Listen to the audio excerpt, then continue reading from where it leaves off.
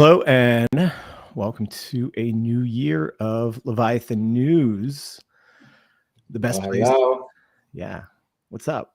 DeFi What's Visor. up? Happy New Year, everybody. Also, Happy Dio New is Year. here too. How are you guys? Happy New Year. Happy New Year, man.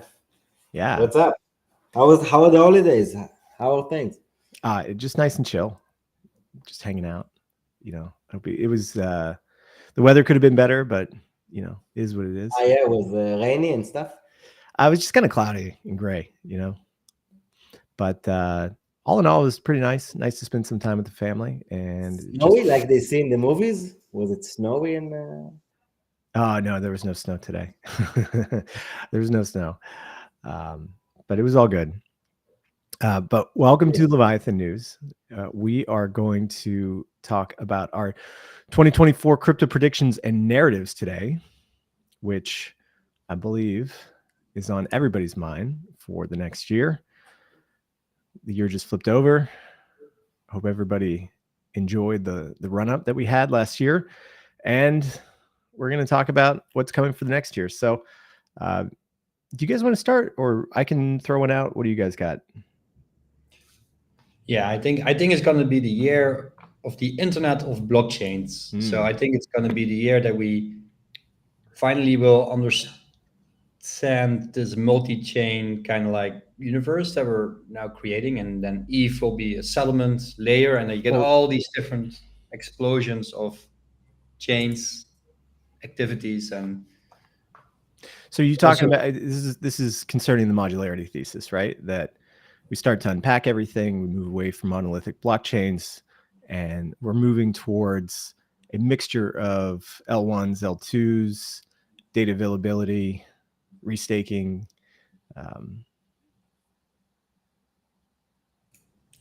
Yeah, I think that's where we're probably gonna head at. Like, it's just like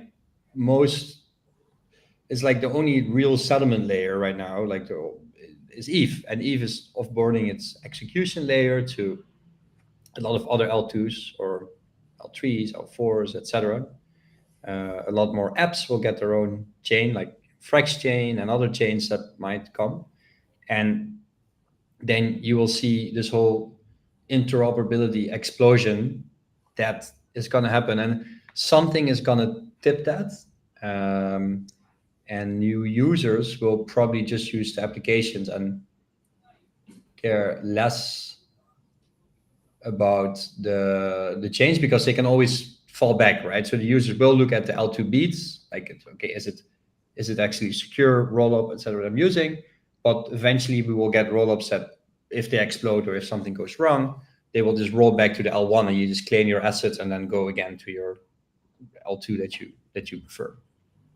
So when we think about projects, like, what are you looking at for the big winners of this year for modularity then? Is it Celestia, Eigenlayer, other L2s that we've been seeing coming out? Because we've seen like an incredible amount of L2s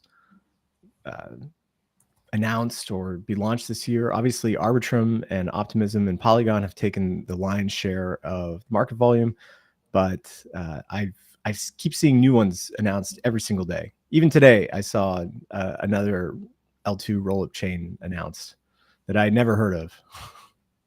Yeah. Which one? I think it's called Dimension. They announced their what's it called? An airdrop today. Oh, really? Yeah, they did. Yeah. On what chain is it? I think it's like a roll-up of roll-ups, but the thing is that first time I'm hearing that term, a roll-up of roll-ups. Yeah, we can talk about this because this is a little bit newsworthy. I'll pull up the website.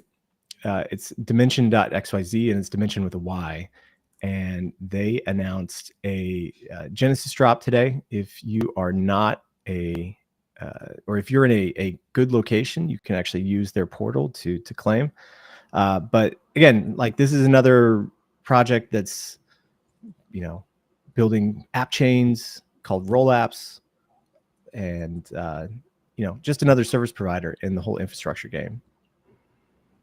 And there's I've seen probably one a week now that are coming out, and then you have all the L2s from that were deployed last year as well too. that are clamoring for significance and TVL as well too. If we take a look at the L2 beat like TVL chart, we can see that there are currently 34 L2s right now, and the majority of all TVL is concentrated within Arbitrum, Optimism, Metis, Base, and a few others as well too, ZK Sync. Nice. Yeah. So when we have all these, my question is when we have all these L2 chains, how do you separate the chaff from the wheat here? Like, do we just see more concentration in the top three, which would be Arbitrum, OP, Stack, and Polygon? Or how does this play out for next year? In my opinion, I think it will be like it will have its waves horizontally, but I do think that in the long run, I do think that it's going to get at least most of the liquidity is going to be on these three chains that you've mentioned, these three L2s, major L2s in a way, at least the way I'm thinking about it. Mm-hmm. But for sure, I see a lot of horizontal growth as well, especially once retail really kicks in, because people are going to be looking for all these kinds of opportunities and airdrops and stuff. So I do think that. But if you're a big player, I think it's going to be like preferable for most to go with the top three, in my opinion, at least, or four. Yeah. I think it's a liquidity game, right? The educated investors will probably look at like most of the money is still on L1, right? So once one of these L2s is actually fully implemented, in the sense that the exit mechanisms and stuff really works, that's when we see real money moving from the L1s to these new chains. And I think it's going to be very important for the chains to actually have a proper way to exit, right? So the way I would put my liquidity, I still have most of my liquidity in L1 because I just don't trust most of these L2s yet, but I think it's going to evolve very quick. And maybe it's a 2004 to 2025 prediction, but at least now we're building and we're going to build that infrastructure, right? So that when you go on an L2, let's say you use a GMX, then there's always this claim mechanism that if GMX blows up or there will be something where you want to just exit to L1, you will be able to do that. And I think that's important for some of these new applications to actually build out. Right now, it's very chaotic, but I think we will see a little bit more organized chaos around those developments, I believe. Yeah. So let's talk about Eigenlayer actually for a little bit.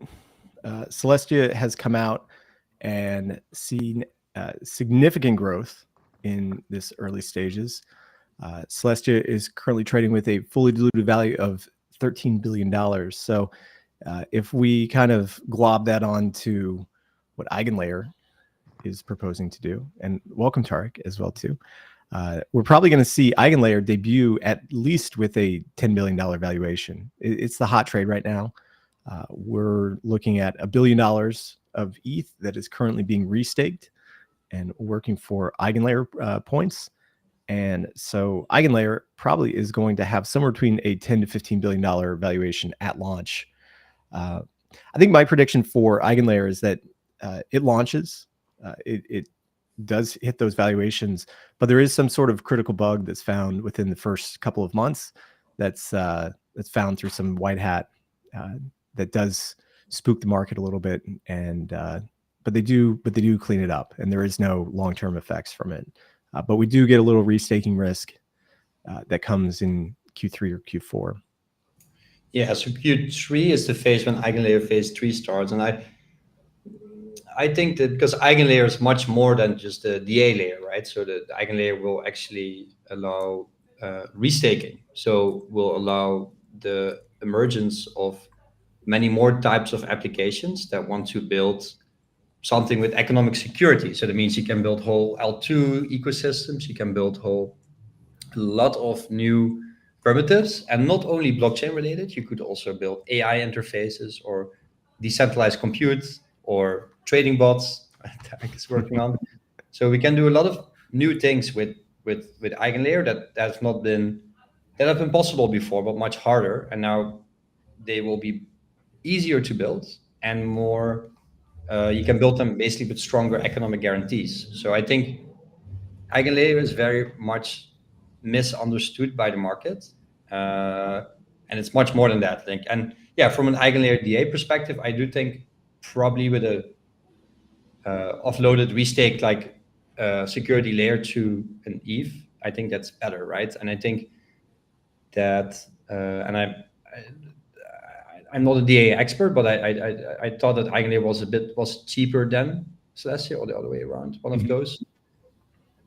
Yeah, and it's just as we see who wins that DA game. I think it's a race to the bottom, similar to blockchains, right? At the end of the day, it's all about who captures the market, and then it's a race to the bottom in terms of fees, right? So let's see how that plays out. How you doing, Tarek? Welcome. Happy 2024. Happy Welcome, 2024. Tarek. Happy to be here. Yeah, you guys allowed me to come on this show and create trouble. It is just it's my lucky break today. It's a good way to start. What an honor. What an honor. What's up? So Tarek, as the resident Cosmos expert, where does Cosmos or the Cosmos ecosystem go in 2024? What are we looking at? Is peak Cosmos this Celestia outing that we've seen come out at the end of 2023? Is 2024 the year of Celestia as we implement dank sharding and L2 fees essentially almost go to zero? I think the 2024 Cosmos will always bring us more drama. There's going to be more drama, more politics, more drama. I think I was reading some tweets by Sunny, and he was showing how on Osmosis governance is just alive and kicking. So I think the Cosmos will continue to really be the leading edge of on-chain governance. I think for large monolithic protocols like Osmosis and Cosmos, governance is going to be where we differentiate. There's nothing like it, and I expect as more of these folks continue to take the barn bridge route and DAOs continue to capitulate under SEC eyeballs. The question of do you really have true governance or just is your governance charade is going to be I think puts Cosmos in a regulatory advantage. So I am very bullish on Cosmos governance, just cracking it and blowing the rest of the industry away. I'm also very much looking forward to more Cosmos chains launching L2s. I think you're going to see Cosmos chains start to launch L2s. I'm sorry. I know you guys going the EVM route, but I am like, it is an L2 party in 2024. If you don't have an L2, what are you doing with your life? I know last month I said, if you don't have a meme coin, what are you doing with your life? Now I'm going to tell you, if you don't have an L2, are you even alive? I mean, do you have a pulse or are you just living under a rock? Everybody needs an L2. Every Cosmos chain needs an L2 EVM to connect to and how I got to this route? It was, Anatoly under fire when he was, people saying, Anatoly was claiming that, Solana is Ethereum. And he said, Solana is Ethereum. Come on, guys, get over it. Dank sharding plus Eigenlayer plus wormhole. Boom, you're done. And I was just like, I read that tweet and I'm like, my God, man, he's just pulling out all the guns. He's like, we're Ethereum. We're not here to kill Ethereum. We're here to embrace and extend. And so my view is that, even if you read the subtext of Anatoly's message, it's really become an L2, right? Just become an L2. So I expect more Cosmos chains to launch their own L2s. I think that will be just amazingly bullish for Cosmos. And I would think it will be another way that the Cosmos continues to enter into the EVM and to compete against the Eigenlayers as well as the Solanas of the world. So go Cosmos. So like, what is the play then? Like, is it just like staking Cosmos and taking part in all the airdrops that are coming for all the Cosmos deployed L2s? Because we just had another one today that we were talking Let me about. tell you, you're asking this question. $1 billion in TVL is locked on blast because they were promised native yield. I'm like, if $1 billion went to blast without even a launch chain, again, are you alive if you do not have an L2? I mean, don't trust me. Listen, I'm some black guy on the internet. You have no idea what I'm capable of. Look at the team at Blast. They are over $1 billion in TVL and they have not launched their L2. That tells me L2s are big money. I don't care what your chain is, but Cosmos also makes it great to launch L2s. So it'll be awesome. Secondly, here's another thing. Look at the L2 revenues. I mean, on Dune Analytics, I have a link I could share, but check out the Dune Analytics analysis on L2 revenues. On average, Arbitrum and Optimism are collecting $500,000 a month in revenue. I'm like, come on, man, launch an L2. This is like big money. If you got 10, 20 grand, you don't have to make 400 grand a month. You just want 40 grand a month. If you got 40, 50 grand a month in revenue on your L2 that you're giving away, that's my chart there. Beautiful. I love it. Thank you, C Launch. You made my year. All you have to do is look at this chart and say, baby, that's free money. I need some money. I smell money. Do you smell money? You know, I don't hear the excitement in this chat right now. This is like weekly. These are weekly profits as well. That's weekly profits. So if you economics 101, if a competitor is making excess profits, what does that do? Attracts competitors to the industry. So what you are seeing there is essentially a big ham, like a big turkey, that now every other chain, every protocol, you don't even have to have a chain. If you're like a token, launch an L2. Launch an L2, because this is the revenue you are seeing. This are the profits you're saying no to. So 2024 is L2 year. And I mean, everybody was like, oh my God, Vitalik, you know, his roadmap for next year and for ETH does not only mentions L2s. I'm like, listen, embrace the suck. L2s are profitable. 2024, we're going to see a lot of L2s. And if you want help launching one, call me. My number is 555-121. Just call me. Say, Tarek, how do I get in this L2 part? Because what you can offer is native yield and stake tokens, right? You're like, how do I raise money? Launch an L2. Tarek, I need to launch a SAF. Launch an L2. Tarek, I don't have devs. Launch an L2. Tarek, how do I launch an L2? I mean, listen, if Kraken can come out in 2023 and say we're launching an L2 without a strategy, that means future 2024 L2 party. All right, so like as a normal person, how do I position for this if I'm not going to launch my own L2? Is this, wait, what? Did I hear properly? Wait, hold on. We're breaking up. Earth to Pluto. It's a long distance not launching L2. I mean, well, so every L2 that launches needs liquidity. So what's going to happen is every L2 launching is like tempting people. Hey, come over and lock up. If you follow the Blast method, then once that lockup expires, Blast is going to need people to do stuff on their chain. I mean, hey, everybody's going to leave to the next airdrop once Blast is live, right? So opportunities for apps. If you are an app, you are deploying to every L2 on the planet. You need an L2, you're going to need an L2 deployer. You're going to need an L2 manager, because there are going to be so many more L2s that you can handle for your app. And that's where and then what you're going to do is say, hey, if you stake on our L2X, we'll give you Y staking rewards. That is what people go, and you're going to give them an airdrop. So, and you know what's going to happen if you're an app? The L2 will give you tokens as you incentivize people. Arbitrum way, Optimism way, incentivize these people. This is going to be a great year for L2s. I have always been like, L2s, I'm not sure, man, we got to get there. And hey, I'm still Eigenlayer, but right now there's a lot of money on L2s. But it seems like it's going to become quite diluted, though. Everybody's doing L2s as a service. Everyone's, pushing out their own app chains. Everyone's doing their own thing. I mean, this benefits the protocols who are pulling in those fees and revenues. Listen, I hear you, but if this was a problem, why would Blast collect $1 billion locked TVL? If it didn't make sense, if dilution was a problem, how could Blast convince people to give them $1 billion for an L2 that is not launched? Somebody is telling me, Tarek, there is not enough L2s in the world. We need more L2s. That is my only piece of evidence. And also this profits number. If I think Blast already saw the profits, they already saw that money, and they were like, you know what, let's lock these people up. But Arbitrum and Optimism, they got it. They're just like, you continue this. Hey, I'm applying for the Arbitrum airdrop. come this month in Arbitrum grants, because the L2s are going to use their token to attract apps and attract liquidity. So it's bigger than us. $1 billion is my metric. If you can tell me there's something bigger than $1 billion, let's go. So we've already seen Frax announce the launch of their L2 upcoming, and potentially with airdrops and points and God knows what else incoming for that.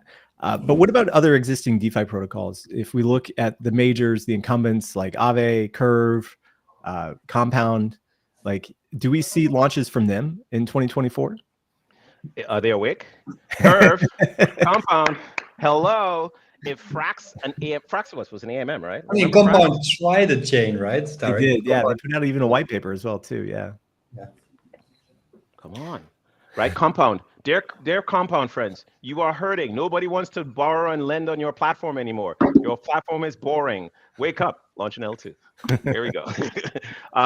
Who's next? Maker. Where's your L2? It's like, if Maker launches an L2, you think they can lock up $1 billion? I think they will lock up $1 billion in LTV. Boom, just like that. It is an L2 party. Kraken doesn't even know what they're going to do on their L2. If Kraken were today to say, hey, start locking up tokens in our L2, and we're going to give you Kraken points, man, Kraken will cross $1 billion in less than 24 hours. It is all about brand. The brands that have the strongest awareness will have the biggest wins on the L2 side. So we did have some. But is it legal to do it? Legal? Wait, who is this person? Yeah. Wait, this is SEC here? Hey, this is not an SEC. I'm sorry. That was that question was embarrassing indeed. Listen, if you're a regulator, please see your way out. Of course it's not. What are we talking about here? I mean, an L2, Blast took it $1 billion, and the SEC has not knocked on their doors as yet. We are in a window of opportunity. It is a window, so what you got to do is jump through that window with your bags, get your gains, and get out. Dude, you're talking to a guy who's talked to the Justice Department many times, and what I'm seeing happening here reminds me of the early days of NFTs when I was getting, drilled by the Justice Department. Why are you putting tokens on the blockchain? You know that's illegal, right? You know that's a MSP business.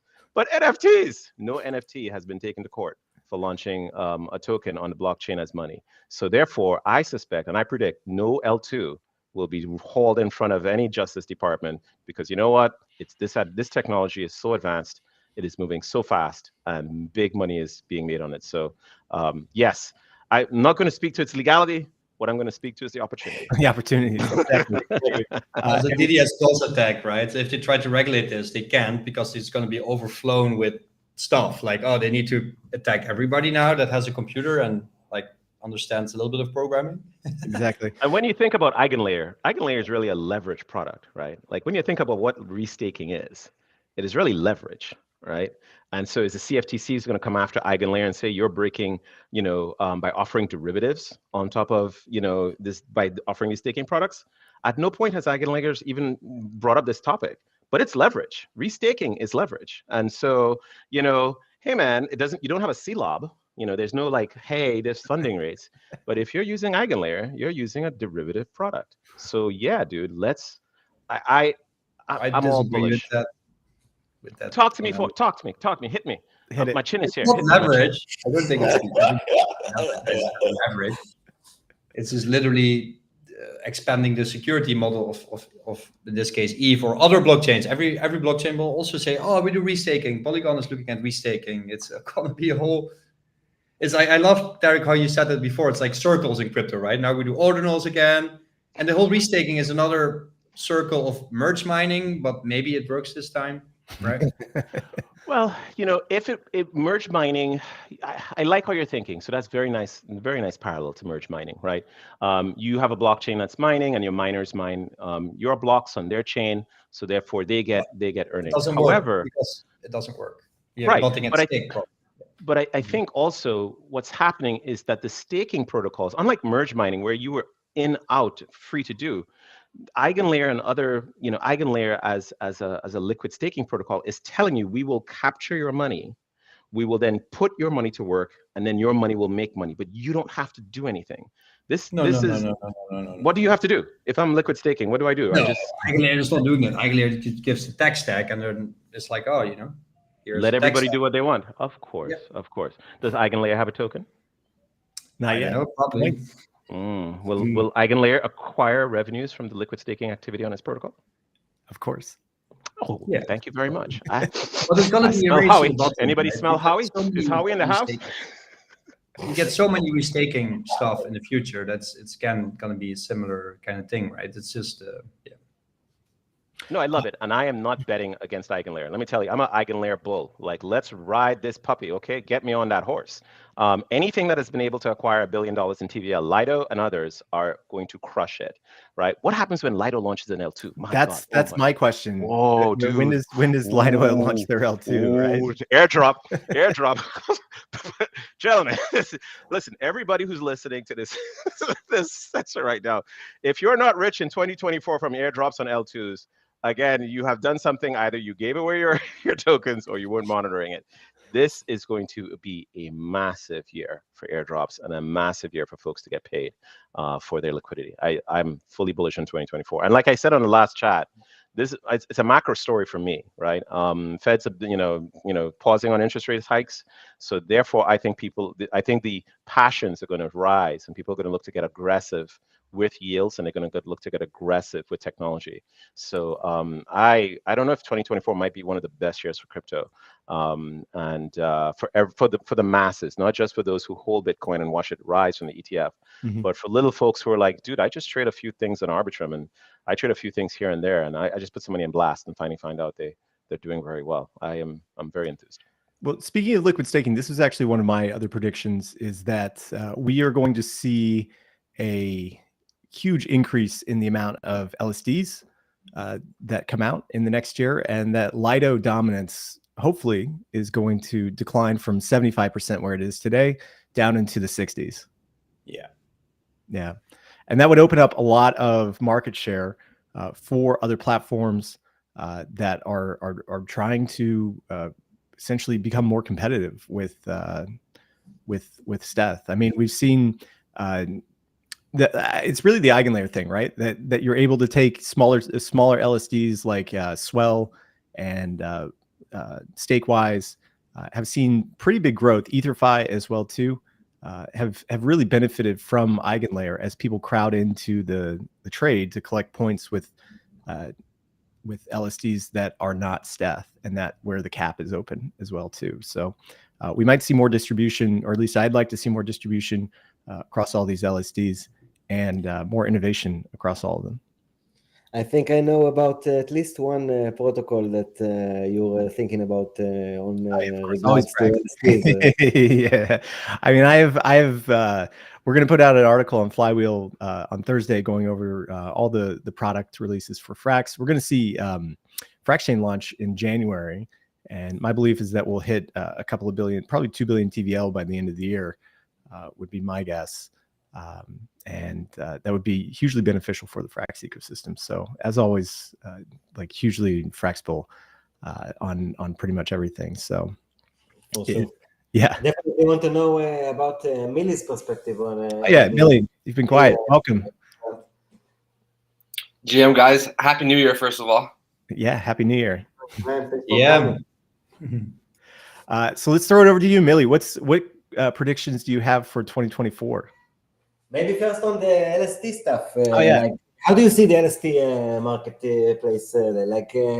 Me, actually, I do think that I don't know if I'm as bullish as Sam's about getting Lido dominance by that much, but maybe even by just a few percentage would be like at least a nice start. Nothing personal against Lido themselves, but I definitely think that some other derivatives of this kind can probably do more good than harm and benefit the industry as a whole. But I don't know if the level of dominance can change that much. And I do see at least some cases that it can even become more center, like more Lido oriented. Because if you're a big player, it's just easier to choose Lido. Actually. Yeah, I mean, I think with the way I look at it is, I actually have a very contrarian view towards LSDs. So personally, I think there's going to be a lot of eras where like different protocols dominate, and we're clearly in the Lido era at the moment. So like, actually, I think every app that we love on Ethereum will eventually sort of go through some transition where it goes like, it blows up, it gets a lot of usage, maybe transitions to its own sort of chain roll up type thing. And we're going to see a lot of that. And all of them are sort of going to go through this transition, like what DYDX went through. I think most of them are going to go through some similar transition. And that's like the best thing. Like that is turnover in a decentralized free market. That is what you want to see, right? You want to constantly have new apps coming in, new competition, and you want the bigger apps to move on, take their user base. Like, like this is the point, like this is the whole point of it, right? And some of them will choose rollups, some will make other trade-offs. Like to me, I think app chains actually make a lot of sense for certain applications. Like not for obviously not for liquid staking, but for something like DYDX, it made a lot of sense because they don't want shared block space. Like they have no reason to share any block space, right? They don't need a general execution layer. So for them, it made sense. Something like Lido, I'm actually like, I think, there's an interesting thing because in crypto, there are like these sort of philosophies around decentralization and about like, and also just these theoretical limits as to like these blockchains living up to their potential. They need to have some assumptions about like how many nodes could possibly collude and stuff like that. So I think for proof of stake, the 33% is often like talked about, and there's like theoretical computer science reasons as to why the 33% is really important. But in reality, like Lido is really submissive to the chain, right? Like they can't really do anything malicious to the chain, in my opinion, without severely risking their stake, right?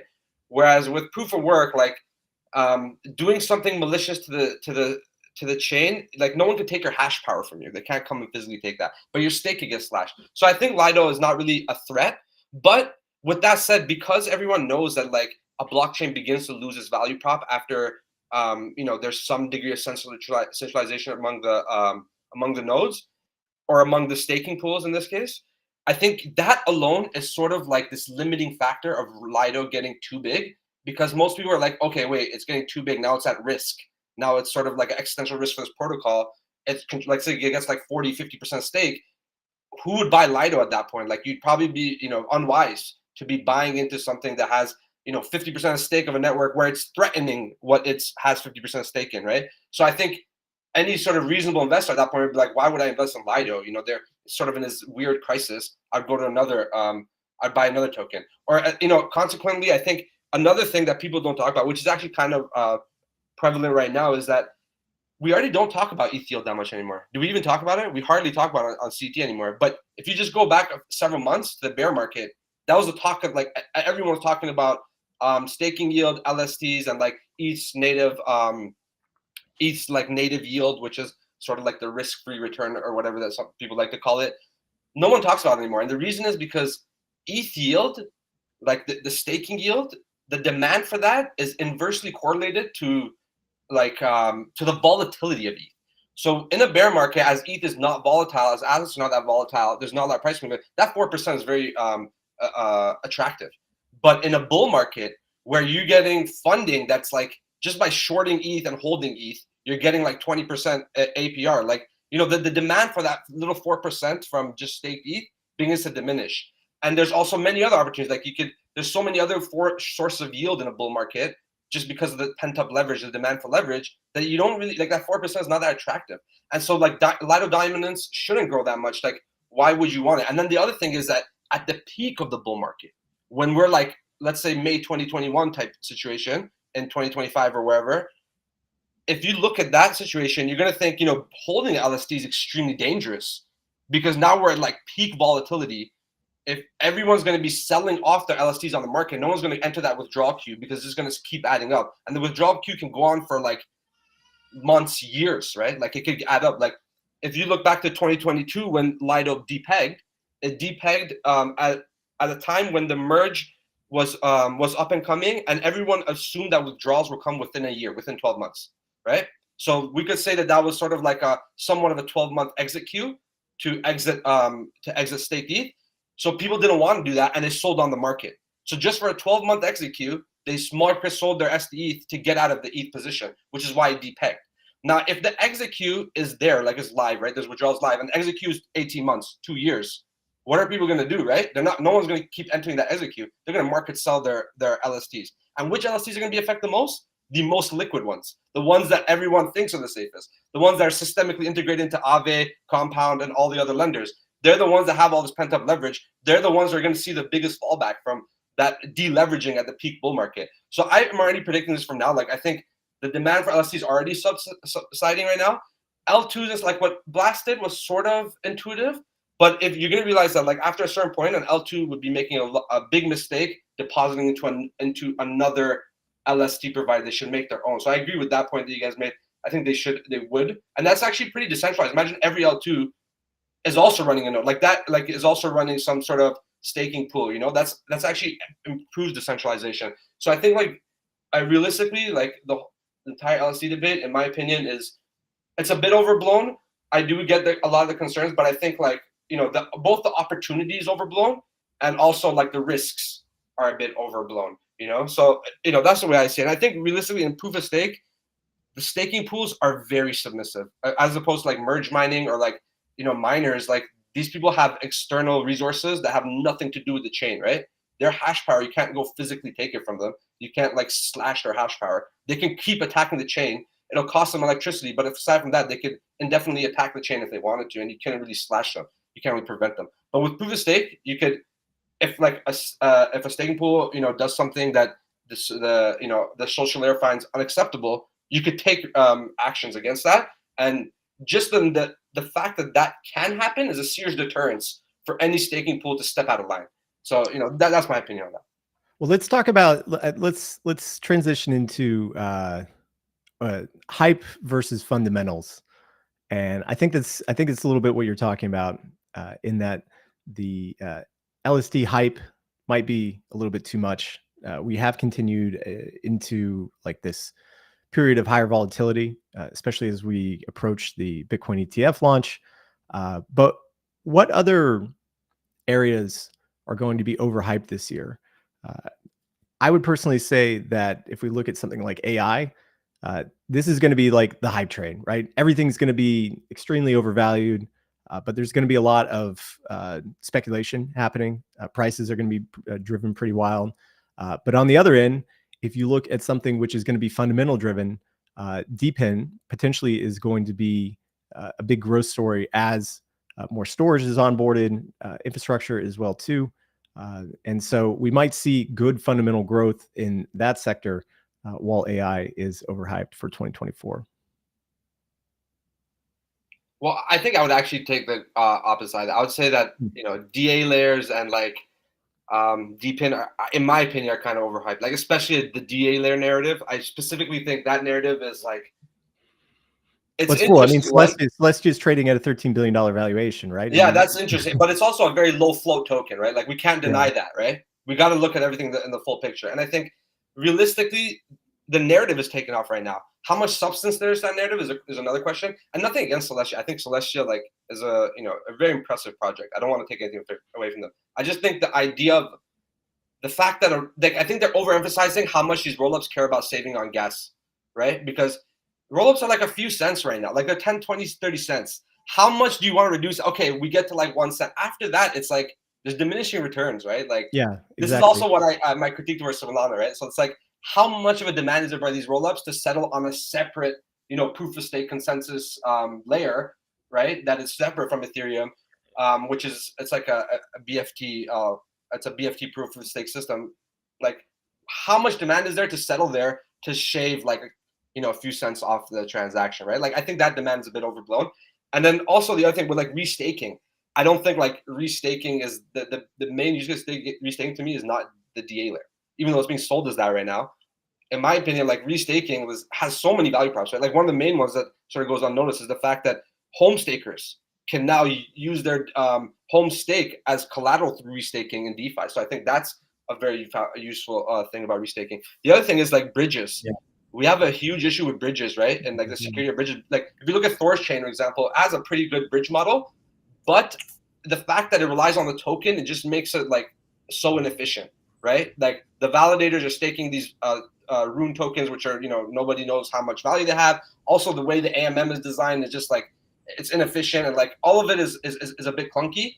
If you were to just take the validator set and turn it into a restake validator set, right? Restake ETH, now you have a much better secure bridge. And on top of that, it would attract more developers to come build on that, to build a better experience and a better bridge, right? So imagine we could make a bridge that's secure enough, maybe not for all the Bitcoin maxis, but at least for enough Bitcoiners that they think, if I want to use my BTC permissionlessly, because I can't use it permissionlessly otherwise, the only place to use is on ETH, right? That's, even if they don't like ETH, there's no way they're going to put it on Solana or at AVAX or whatever, right? So it's like, we get a really secure bridge between BTC and ETH, and there's a lot of flows that could come through that, right? So I think the main issue with bridges right now is that almost all of them are secured by some optimistic multisig or some validator set of like tokens that nobody knows how much are worth, right? So I think restaking really unlocks some things there, and it's not the DA layer, right? So that's my view on that. Tarek, before you have to jump, because I know you got to jump in a second. Wait, hold on. I just want to say, Millie, you may have my bag, sir. Tell me where you're laying your bags. I will follow you into hell. That was awesome. Thank you so much. Great insights, great ideas about restaking. Thank you. I follow you on Twitter. Love your work. Love your stuff. Very, very good insights here. Agreed. Sorry. All right, go Sam. I just wanted to get your overhyped, undervalued fundamental narrative for 2024. Overhyped, undervalued narrative. All right, so agreed. Eigenlayer, overhyped. Undervalued narrative. God, dude, it's an undervalued narrative. I'm still. You know what? There are not enough L2s. There are not enough L2s. There's too much money being made on L2s. We need more. and it's funny. I sit in investor meetings, and they're always like, "Can we invest in a token?" I'm like, "What are you, idiots? Just give us a token to invest in." What about an L2? Yes, we'll invest. Literally. I think people don't understand this even investor desire for L2 tokens is insane. So I think we haven't really figured. I was not a big L2 fan in the past months, but again, seeing the progress here, I think maybe underhyped for protocols to bring out their L2s. But I love what Millie is talking about also about liquid staking and bridge security, big issue, something we should explore in 2024. Thanks guys for having me. This is awesome. Please invite me back. If not for the entertainment value, and thank you for the amazing audience on YouTube. Thanks for coming, man. Always a pleasure. A pleasure, guys. Take care. So I actually have another sector which is both potentially undervalued and overhyped at the same time, which would be gaming. One of my predictions for 2024 is that we're going to see the first $1 billion valuation of a game. I know we've seen some networks like Immutable X and a few others which have that kind of market cap right now, but we don't really have like a game which people are using and generating revenues that really drive substantial like usage. And I think that in 2024 we're going to see that first launch, that first major like attractive game, which is going to generate hundreds of millions of dollars a year in transactions fees as people come and use it. Potentially it's Prime, potentially it's Parallel. There's a few others that I have on my radar as well too. We saw that MapleStory got a $100 million injection to move to Web3. So there are contenders out there, and I think one of them is going to emerge in 2024.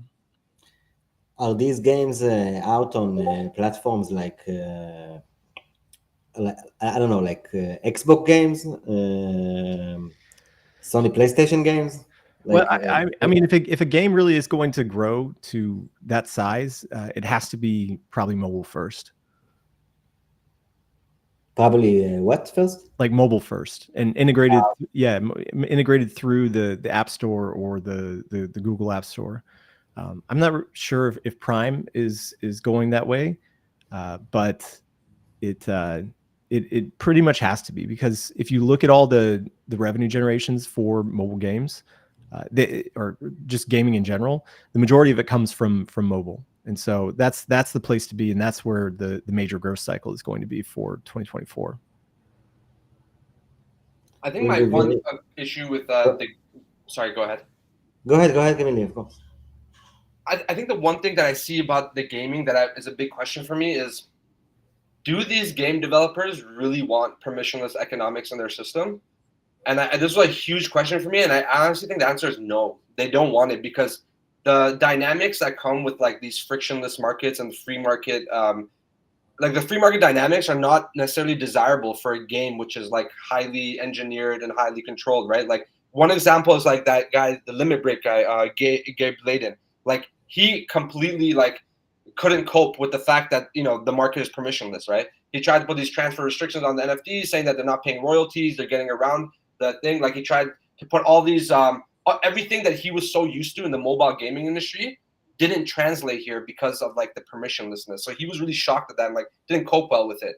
And like his answer was to reintroduce like this wrapper, like the ERC 721C wrapper, where it's like this it's like when you deposit your NFT in there, it's like has permissions as how you can use that NFT now. So it's like, to me, it's I don't know. I kind of wonder, like, do they really need these crypto economics? Is it an advantage to them? Maybe it isn't an advantage, and if that's the case, then they're better off doing points like the way they're doing now. So it's really a big question for me, and also brings like a lot of more scrutiny for them too, right? So of course, but I don't think it has to be completely open and permissionless. Like I think with the games, it's much more of like a walled garden environment where they have their own app chain. They launch their own L2, and the main driver for them to be able to do this is the integration of stablecoins into their economic system, and that's a lot of scrutiny, though, don't you think? Like, no, because if you look at what stablecoins can offer gaming, it's essentially a way to have instant settlement for your economy. And additionally, you don't have to have this fully permissionless environment where your NFTs are going to all different networks, but it does create the ability to enable like widespread secondary trading of whatever sort of items that you're having. And even if it's not gaming, maybe it's a mixture of like gambling plus gaming as some, you know, instantiation of this, where, you know, you take existing gambling mechanics and then you build it into the game, and that's what people really like as well too. You know, we kind of saw this a little bit with the play to earn narrative, but I think that it could really be supercharged, and there could be some games that they probably don't even have to be AAA, right? Like think about this. And this is also one of my kind of thoughts for 2024 is that you have Telegram entering the industry like head on, and Telegram has a user base of 2 billion people that have downloaded the app, and we're finally seeing the ability to build out games inside of Telegram that are extremely easy to onboard users into. They have a native TON wallet that can move funds back and forth, and potentially, you know, the addition of L2s like Base and Arbitrum and other places where easy access to stable coins can come from. This just makes it even easier for people to enter into these gaming ecosystems. I mean, think about how easy it is to join like a Telegram chat. Like I could imagine someone launching some like really popular Telegram game that generates, you know, tens of millions, if not hundreds of millions of dollars in 2024. That just comes out of nowhere because people love it. We already all have Telegram, and it's just super easy to access and onboard. And you have a native wallet inside of Telegram that can be used to facilitate the growth of the game. Yeah, I'm not a really big believer in GameFi personally, but I think it has a place. I think there's a lot of variations in GameFi, right? Like we could think about like the fully permissionless, like you own all your items, you can trade them, you can take them places. They're all NFTs. That's one thing, but you know, think about what like NBA Top Shots did. That's probably like for big game developers, that's probably a better model because then you can control your IP. You know, you have a little walled garden where people can come in and out. You know, you can KYC everybody and make sure that the flows of funds are okay. That's one side. The other side are these like smaller like apps that you can build inside of existing platforms like Telegram. And so I think like the big growth is going to come from these Telegram games that people aren't on about right now. Like the big narrative of last year was like Unibot and all the other Telegram bots that came out. and they really showed that you could build apps and people would use them inside of Telegram. And Telegram has like the widest distribution network for crypto users, and you don't have to have someone like download something for the computer or anything. It's already inbuilt and native there. So one thing I should say, I think that you made a good point. I think there's two separate sides to this. There's the smaller games that are up and coming. For those, like a new game developer, it might be a good idea to tap into this crypto market. There's so much capital here, so much activity. Like for a new app, for an existing game, I think it would be probably a mistake to try and target stablecoins, because like I'm looking on ETH mainnet right now, right? And there's 1.8 million USDC holders on ETH mainnet. Probably like some similar amount, comparable amount on L2s too. Like in my opinion, that is not a big like TAM to try to address for a big game developer. But for like a small game developer, like it might make sense, right? It might make sense going to that. But like for a big game developer, like the local bank has way more users than a USDC does, right? So and that's what they really care about, is just like, and also like the ease of settlement might not be a good thing, because it might be like easy to get out of the game. They always have these loops they try to keep you in, and so maybe ease of settlement might not be good. But like an up and coming someone that just wants to build something and maybe is familiar with crypto, that would probably make sense, because it's a really good place to monetize stuff, and a really good place for like a financial activity, right? So I think from that sense, from that perspective, it might make sense. Yeah, and I also think that from like a community standpoint, maybe like small games like this can develop, because it's much easier if you're doing something like as a small community initiative, like between people from all around the world. It's much easier to set up something like that, other than going and trying to compete with the real games. But I think that you guys make some good point, and I do think that, like Sam said, and Ryan agreed in the audience, that so many variations on what we maybe perceive as a GameFi, that it can really get I didn't even think about the Telegram stuff. You know what I mean? I thought about so many other options that we can see games develop into. So the big kind of story, I mean, the one that, if it's going to be the one for 2024, I mean, people are looking at Parallel as that one. They have a whole lore system. They've been developing this for a couple of years now. They've already distributed a lot of their trading cards, and the trading card model kind of like fits in with what Web3 is supposed to do, which is create these self-owned items that you can use and trade, have a nice secondary market, but then use inside the game. So I think everybody's watching Parallel for 2024 as the game that will be the bellwether for Web3 gaming. Yeah. That's a mobile game? I believe it's like browser based at the moment, but it's I don't know if when I hear about like hype, what everyone's talking about and expecting for crypto gaming, this is the one. Plus, like when you look at all the L1s like that are not ETH and that are trying to deploy significant amounts of capital into gaming. Gaming is the vertical that they've been building all their grant programs for.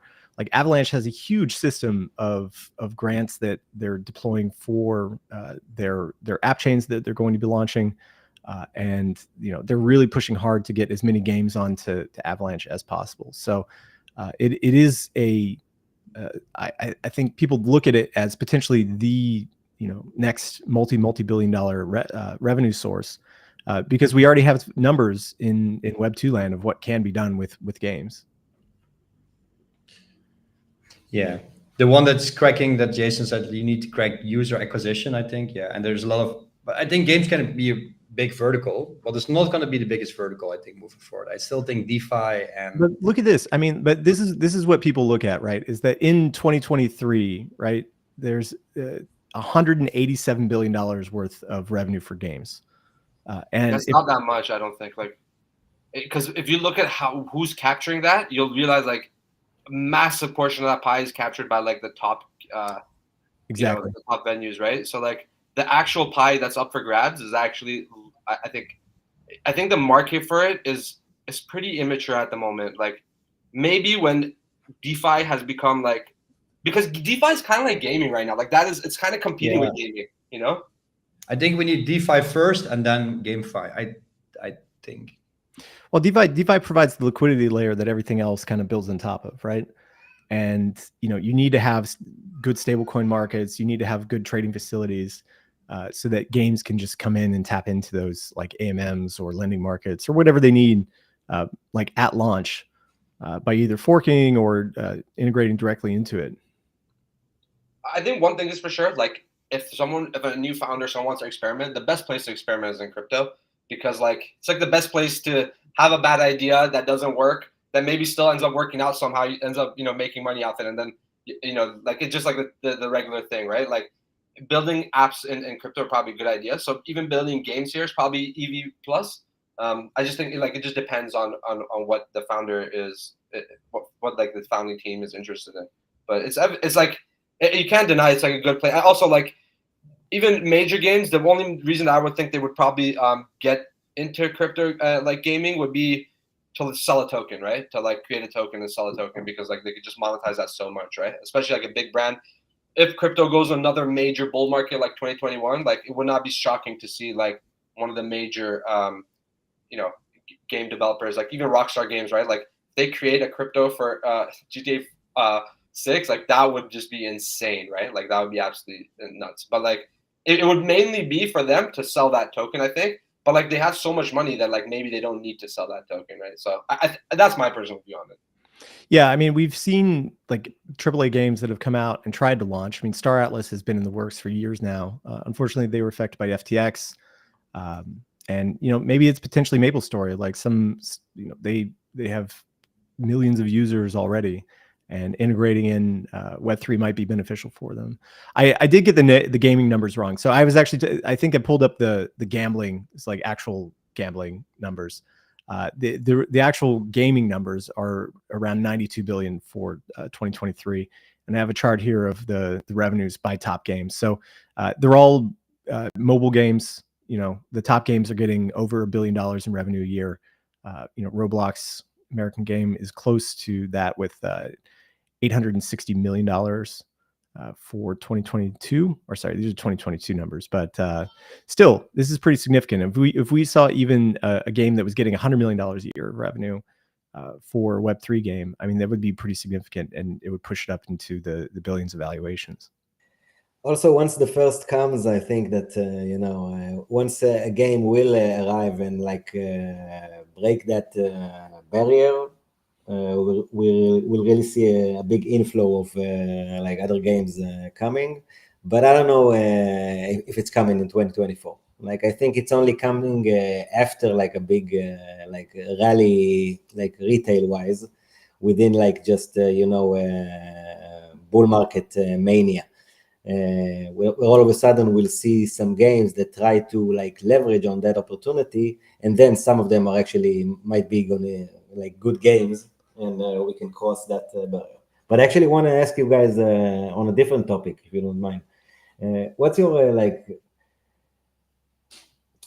which stablecoin do you think is really gonna be the stablecoin of 2024? Like who's gonna set its mark and why? And how maybe on this upcoming year, who's really up for like I don't know, some major moves? How is the stablecoin market, which is so like such an integral part of our industry, how's that landscape going to evolve in your mind? Who's going to be the big winner? Mila, you want to go? Yeah, sure. I think USDC is like in a really good spot. They're probably going to maintain their dominance. I think Tether might, like, if they can, it seems like they're getting a lot of their FUD, like deflecting a lot of their FUD and disseminating it. So like if Tether, man, I'm not a big Tether believer personally. I think like they're like, I don't believe in it at all. I would never hold Tether personally, but they do have a lot of dominance. I think USDC is just a well-trusted brand. Like the fact that it got redeemed a lot is a good thing for people. Like they noticed that a lot of USDC got redeemed, so it's actually redeemable, and it's good. I think USDC is going to maintain that dominance. I think DAI is actually in a critical place. It really piggybacked off of these real-world high interest rates. When those interest rates diminish next year, what is DAI going to do? It's in such a bad spot. Like it's pivoting to an RWA chain, right? Where the whole idea is that you're going to mint RWA back stablecoins on their chain and then bridge it over to wherever chains you want to use DAI on. And in my opinion, like that business model is just completely flawed. Personally, like that's the way I look at it. I think offshore, like shady RWA, like T-bill holdings are just like, like nobody wants that. Like if anybody wants T-bills, they'll just take out their money and they'll hold T-bills.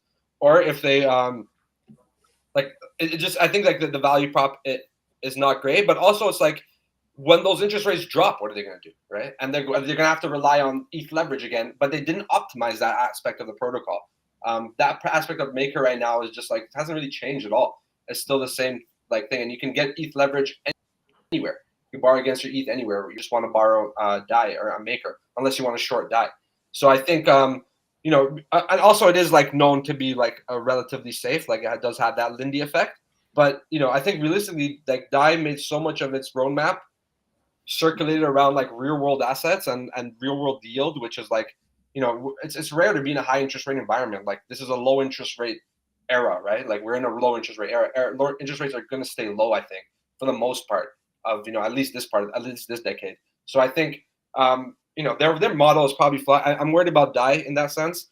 I think the one big thing that's going to really change the game for stablecoins is going to be when their adoption reaches some threshold where regulators, policymakers, like are going to, act on it. And the reality is like dollar transfers are very restricted in the real world. Like sending around dollars, we do it frictionlessly in crypto, but that's just because there's not enough of the usage to, trigger some sort of scrutiny here. But like in my local country, like you can't even transfer more than $10,000 without like, reporting to the government what the purpose of that transfer is, right? Like it's just like, or you start spending $10,000. So like, I just really don't see a world where stablecoin adoption reaches some critical mass, and then those same, policies at least don't try to force their way onto stable, because it's really easy to force a stablecoin, like force someone like Circle to, implement some restriction on their transfers or something. Like it's not difficult. So I really think like until that happens, centralized stablecoins will just, because they're easy, people are going to be lazy and they're just going to fall back to that, and they're going to maintain their dominance. But there's going to reach a point where like, that's going to top out. And it's going to happen also, like if it doesn't happen as a result of like regulator scrutiny, it'll 100% happen as like governments begin to roll out their CBDCs, because like then it's just like this huge disadvantage their CBDCs have to like these, these stable coins that live on chain. So like they're going to have every incentive to try and crack down on them. And like, I think the game theory on this is like very straightforward. Like they will do it. So I don't know. I personally, I would really like to see a decentralized stablecoin step up and try to scale. I think, we rarely see any project even attempt that anymore. Every new project we see is just a fork of Liquidity and just with a new token. And that's pretty much it, right? Like there's no real attempts to, Athena is doing something interesting, actually. There's a few small scale experiments, but all the money is going to like these other aspects. And no one's trying to solve for that anymore. Mostly because people are just gotten so used to USDC. So I think eventually, we will have to be out of whether, we're probably going to be forced to go back and begin innovating harder on decentralized stablecoins. Will they ever get to the level of regular stablecoin of centralized stablecoins? I don't know. That's difficult to say, right? Like there's a sort of a limit to how much collateral-backed stablecoin you can create, because there's just so much people willing to borrow against their ETH.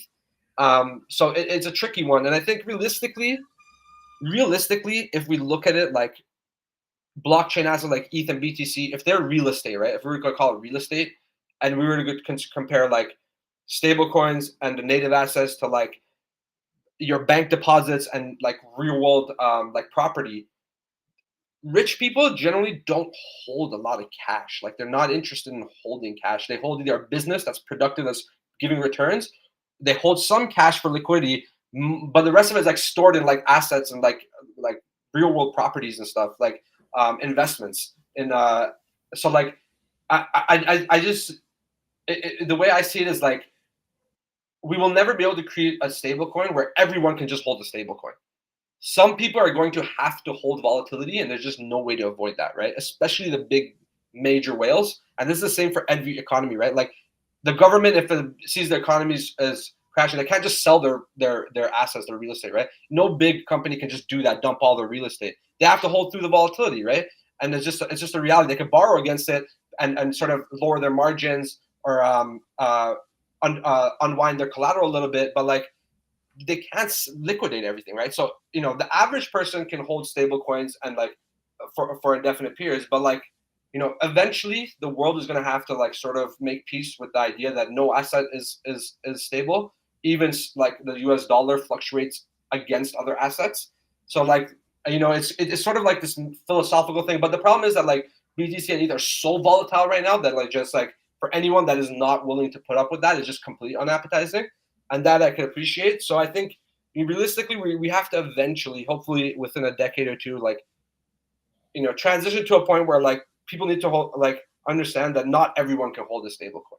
And well, I kind of disagreed. Like when you create money, somebody has to hold it, right? Somebody has to hold that dollar, right? It has to go somewhere. Just because you sell a dollar, that means the other person now owns that dollar, right? And unless they redeem it and take it back into cash or something, somebody has to hold that stable coin at all times. And so we probably see significantly more deposits into AMMs and other places like Curve, where that liquidity can aggregate and earn a yield either from incentives or from swap fees.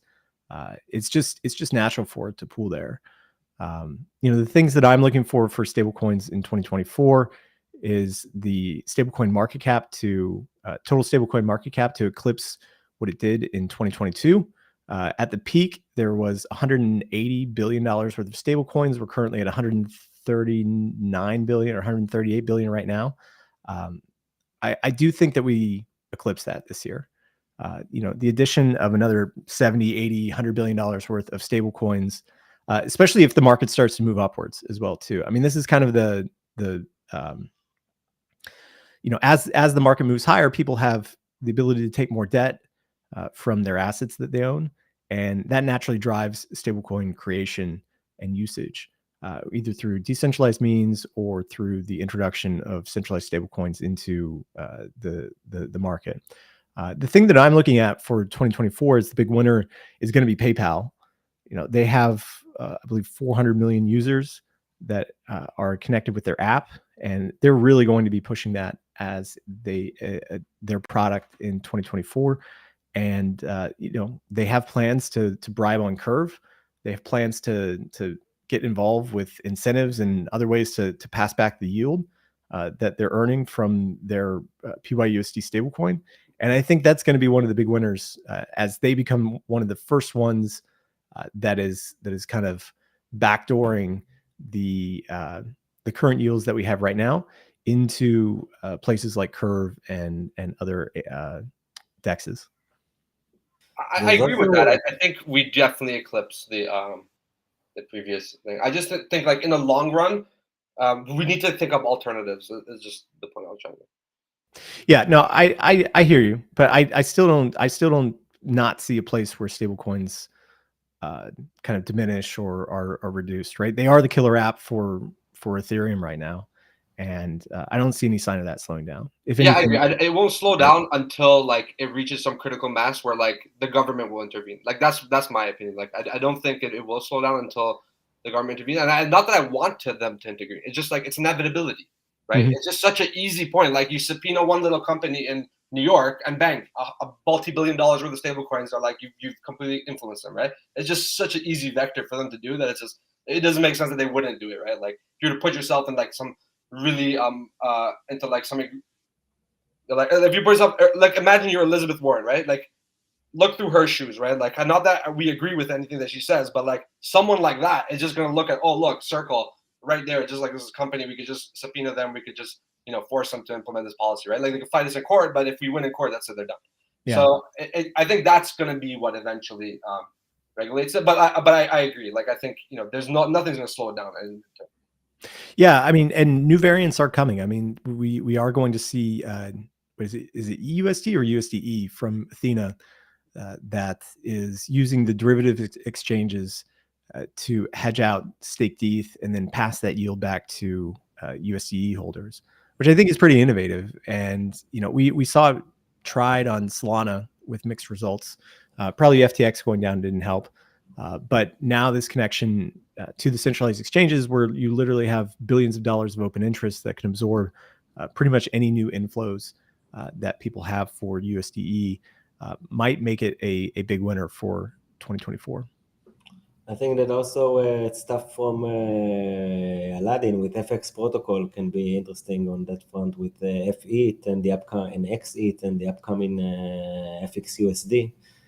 I also think they're going to try and go on that like angle, and I think that indeed like the stablecoin marketplace landscape can change. It's extremely interesting, especially with the variety of different players and entities that I think are going to be interested in it. Like now you've mentioned PayPal, and by the way, I think that I've heard that PayPal has some kind of partnership with Frax, no? I don't know if it's official, but there's definitely going to be some bribes coming towards Curve at some point, I believe. That's quite insane, to really see like how many new participants, even like huge participants like PYUSD are gonna all of a sudden decide to get into the game. Mm-hmm. It can attract like whole other, like who knows, maybe we find ourselves with Visa and JP Morgan also joining the like Curve and Convex bribe marketplaces. Yeah. And Millie, I did want to touch on a point that you were making earlier about the as rates come down into this next year, we probably are going to see a diminishing of the RWA narrative, but I don't think that the inflows stop. I mean, we've seen like USDM and a few other RWA providers still see significant growth as they move their bond products on chain. As for other securitized products on chain, like that's been a huge narrative since 2017, but it's never really taken off. So I don't know what the catalyst is for that to change in 2024. Yeah, I think, RWA, like stablecoins are definitely RWA. So like from that perspective, I wouldn't be surprised if it definitely grows. I just think like the RWA that most people are referring to these days are like treasury bills. And the reason they like it is because it comes with that risk-free yield. So like I just think like that will like the demand for that will diminish, which is what makers like DAI is right now is bootstrapping on the back of that, because the DSR is paying they're paying some inflation to DAI holders, but they're getting that same revenue from T-bills, and like that's how they're transferring out to DAI holders the yield from the T-bills. But like that's what's really holding it, and that's sort of what led to liquidity getting redeemed, LUSD getting redeemed a lot, like recently in the past like 6 months, was because of that, because LUSD is not giving any yield and DAI is giving you yield just for holding it. So I once that sort of unwinds, that's my question. But like definitely USDT and USDC inflows, like they're not going to stop, especially in a bull market, right? Like they're going to go parabolic. Yeah. And so the last narrative that I want to talk about before we wrap up, and we'll do this one quick because I personally think it's, we're getting to a mature state, but I still think that people are going to be a little bit scared of it, and it might take another few years for growth, is privacy. So we've seen huge advancements in ZK tech that allows for obfuscation of on-chain transactions, either through like some sort of mixed pools, like an evolution of Tornado Cash. We've seen Nocturne and Panther Protocol and a bunch of other projects which are trying to bring privacy on chain. But at the same time, I do think that institutions and other investors might be a little bit scared to deploy capital into these privacy solutions until there's at least greater clarity in the legality of it.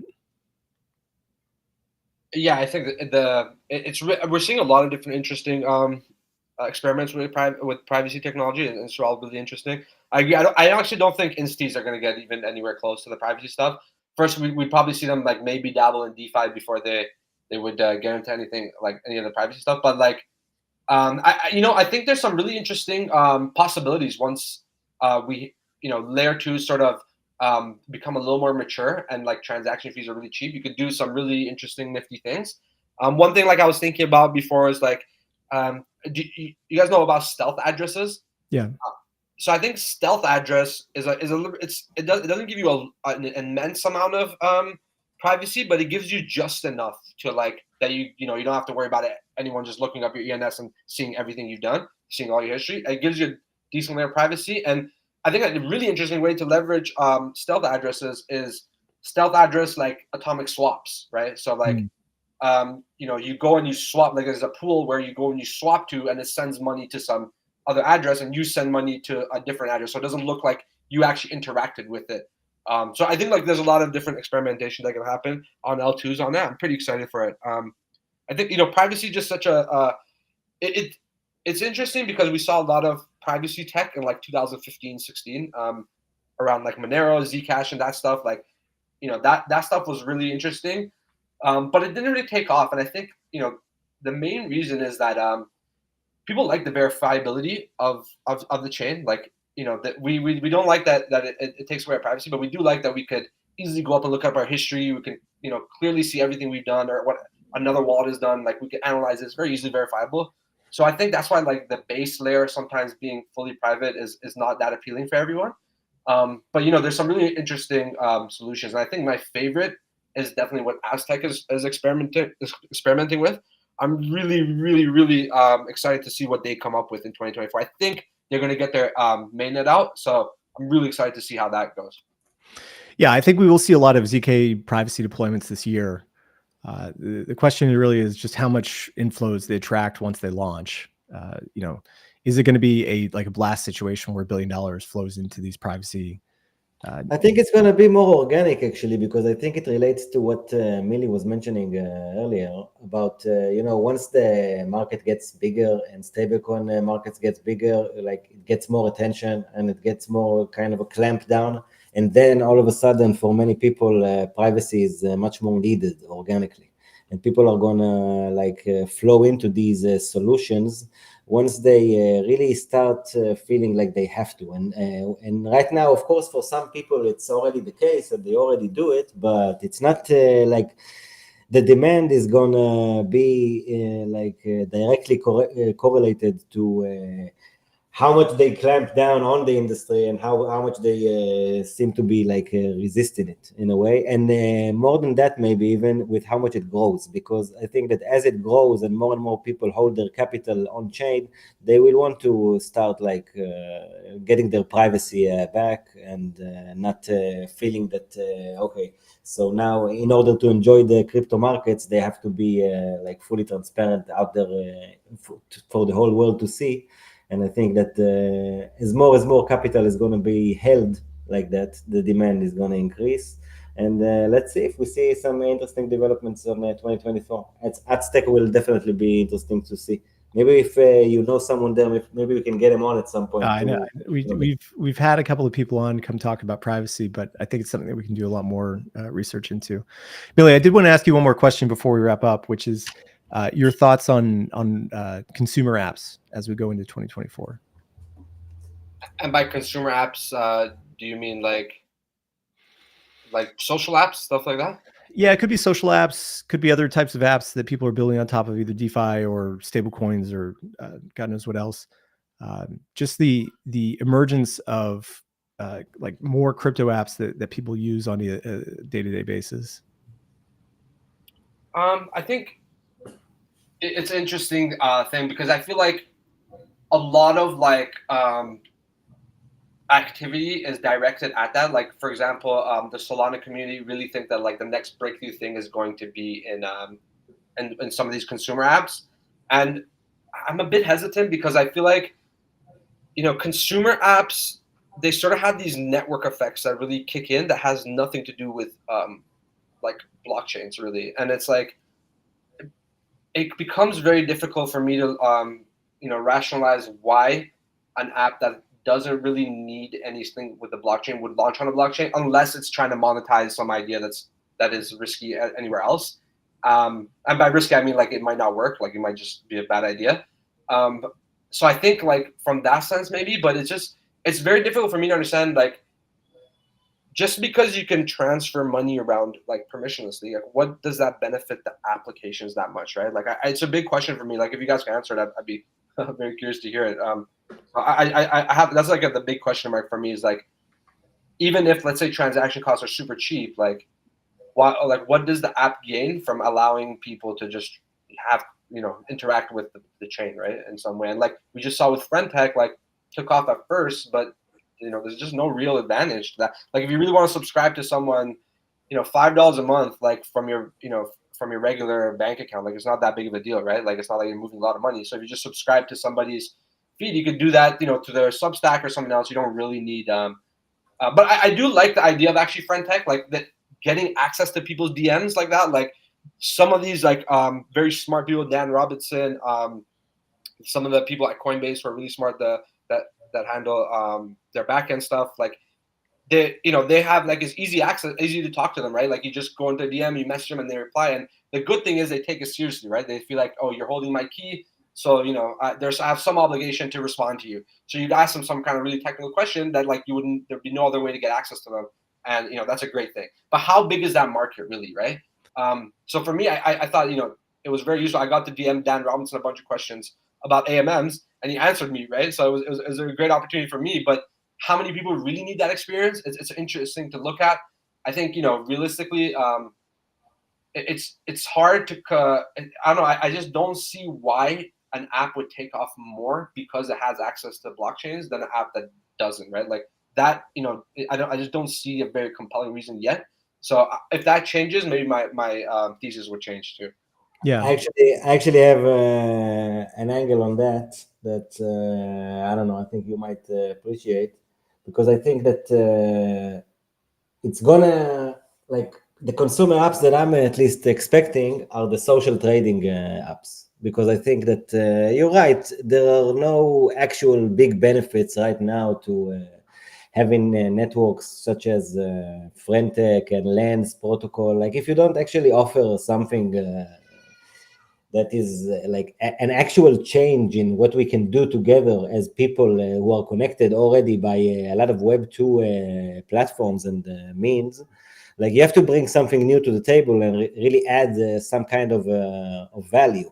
And I think that the easiest value in, I'm not saying it's going to be easy at all, but like the clearest value that's first going to be up for grabs is to take the use case that I think is still the number one use case of cryptocurrency, which is speculation, and of many other currencies, I think, by the way. And to really, like, there hasn't still been an app that's really like leveraged on that and like really took the community together and made it like I don't know, invest together on a whole other level, at least in a decentralized way. Because I know that some actors like eToro, for example, did stuff like that, or are even doing stuff like that, like in a more centralized way. And by the way, I am a bit biased on that one, because there's a specific app that I'm very looking forward to on that front exactly. But I do think that as a narrative, this is going to be a very meaningful narrative for the upcoming decade and to come, because I think it offers such a simple, like basic solution for so many people that they can relate. And once the actual, I don't know if it's going to be very early in the year, but I think that if we do see a meaningful crypto bull market this year, I think that social trading is going to be a very big part of it. Yeah, potentially. I mean, and the app, if we're thinking about the consumer apps, might just be Telegram at the end of the day. I mean, again, like they already have 2 billion users. Yeah. So, well, let's wrap it up there. Millie, DeFi Advisor, thank you for coming on. Thank you, man. It was very fun. Happy New Year, you guys. Happy New Year to you. And we'll be back tomorrow. Thank you, everybody, for tuning in. And make sure to subscribe and follow us. And we will see you again. Bye, folks.